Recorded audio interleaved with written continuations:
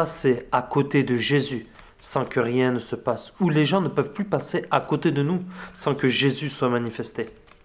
J'aimerais aujourd'hui vous donner une clé pour expérimenter le surnaturel. C'est une clé parmi tant d'autres parce qu'on doit prendre tout en considération. On ne peut pas vendre ou faire croire aux gens qu'en une vidéo de 10 minutes, tout peut changer, mais que si vous comprenez ce principe, il va y avoir un voyage à l'intérieur de vous que le Saint-Esprit va faire et vous allez commencer à être utilisé avec puissance. Et tout cela, c'est un passage dans la Bible que Paul va nous raconter, que Paul va nous dire, mais nous sommes passés à côté du contexte de pourquoi il a dit. Donc je me présente, je m'appelle Lucas Banovic. Donc mon cœur et mon désir, c'est vraiment d'apporter des clés pratiques pour expérimenter le surnaturel. Donc chaque semaine, je poste une vidéo sur YouTube où vous pouvez, dans votre boîte mail, si vous inscrivez à notre newsletter, recevoir chaque semaine un encouragement de renaissance pour que vous puissiez vivre et expérimenter le surnaturel.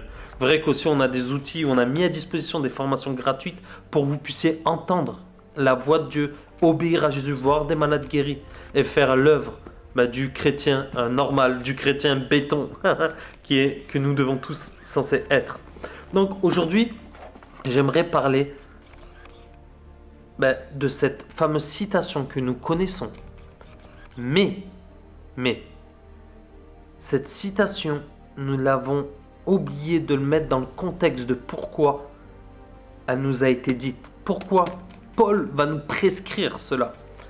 Et vous connaissez tous, c'est ma prédication ne reposait pas sur des discours persuasifs de la sagesse humaine, mais sur une démonstration d'esprit et de puissance.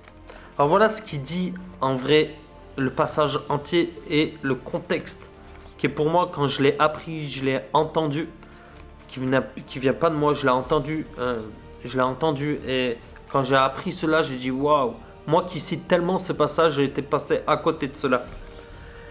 Dans 1 Corinthiens chapitre 2, il dit au verset 1, « Pour ma part, mes frères, lorsque je suis venu chez vous, ce n'est pas avec une supériorité de langage ou de sagesse que je suis venu pour annoncer le mystère de Dieu. Car j'ai jugé bon parmi vous de rien savoir d'autre que Jésus-Christ crucifié. Moi-même, j'étais chez vous dans un état de faiblesse, de crainte et de grand tremblement. Ma parole et ma proclamation n'avaient rien des discours persuasifs de la sagesse. C'était une démonstration d'esprit et de puissance, pour que votre foi ne soit pas fondée sur la sagesse des humains, mais sur la puissance de Dieu. » Alors, 1 Corinthiens parle aux personnes de Corinthe, aux habitants de Corinthe, de la ville de Corinthe, qui est la ville la plus populaire de la Grèce antique. Et la Grèce antique, c'est quoi? C'est la philosophie ou la sagesse humaine.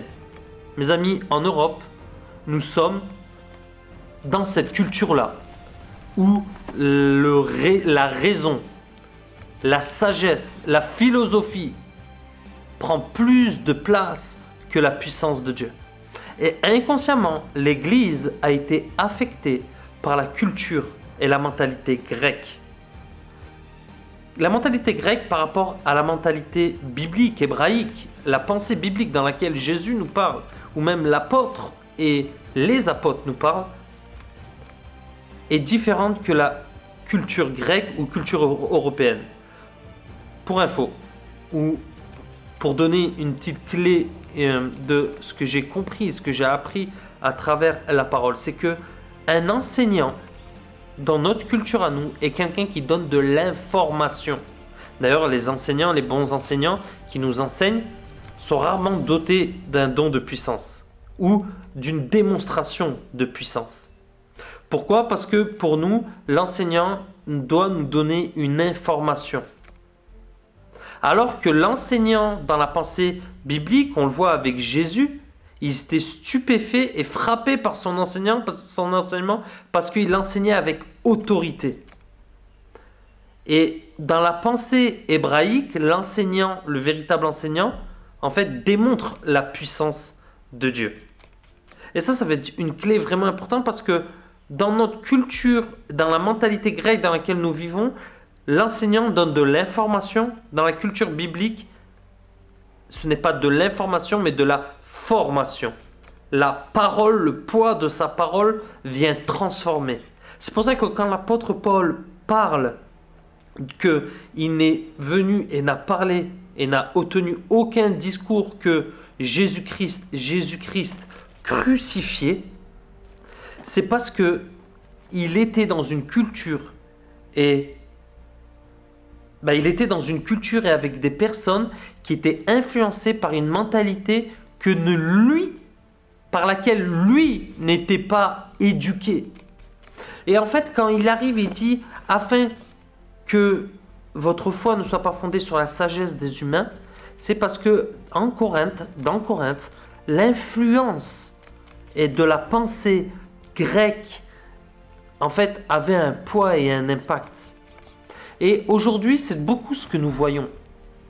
Et c'est pour ça que c'est une des choses pour lesquelles j'aime faire ces vidéos ou dans lesquelles nous équipons, notamment à travers nos week-ends Amour plus puissance, on équipe les gens à démontrer la puissance de Dieu, à être les mains et les pieds de Jésus, à libérer les gens, à guérir les malades, à entendre la voix de Dieu. Pourquoi? Parce que dans tout ce chaos dans lequel nous sommes, l'influence des voix du monde des esprits, les voix de la chair et les voix de la culture parlent plus souvent que la voix de Jésus. Pourquoi? Parce que quand nous parlons et nous prêchons la parole, nous ne devons pas juste transmettre une information, nous devons transmettre une transformation par la parole qu'on proclame qui produit un fruit et un effet. Nous disons souvent que la parole ne retourne pas à Dieu sans qu'elle ait produit un effet. Et souvent, quand nous citons par exemple Ésaïe 53, qu'il est mort pour nos fautes, que Jésus est venu, je paraphrase, mais qui par ses meurtrissures nous sommes guéris à cause de nos iniquités, à cause de nos fautes. Il est venu et il dit, par ses meurtrissures nous sommes guéris. Quand nous déclarons ce genre de verset, mettons-nous à l'œuvre de le démontrer et pas juste d'informer les gens ce que la Bible dit. Parce que sinon, nous voyons comme dans Marc 8, en fait, les pharisiens vont demander, après qu'il ait fait les miracles de pain, il va lui demander un autre signe. Et le problème de demander un autre signe à Jésus est de toujours demander plus de signes. En fait, c'est comme si, à chaque fois que Jésus nous donne de la nourriture fraîche, qui est puissante, qui a un effet, en fait, nous demandons toujours plus. Est-ce que Dieu c'est mon appel d'aller guérir? Est-ce que Dieu c'est mon appel de manifester la puissance? Et en fait, nous demandons plus de signes à Jésus et Jésus nous donne toujours plus de nourriture, mais arrive un moment comme à ces pharisiens, il va dire stop, il n'y aura pas d'autres signes pour cette génération. Pourquoi? Parce que quand Dieu nous parle, il nous donne de la nourriture, nous la mettons de côté et elle pourrit. Et Jésus n'est pas juste là, arrive un moment juste pour nous remplir notre frigo sans jamais que nous mangeons ce qu'il y a dans le frigo. Donc, je voulais donner cette clé pour le réveil. Nous ne pouvons plus passer à côté de Jésus sans qu'il y ait une conséquence, sans qu'il y ait un effet, sans qu'il se produise quelque chose. Pourquoi? Parce que Jésus n'est pas simplement en parole. Jésus est en puissance et en démonstration de puissance. Il veut transformer ton quotidien, il veut transformer mon quotidien et il veut transformer la vie des gens.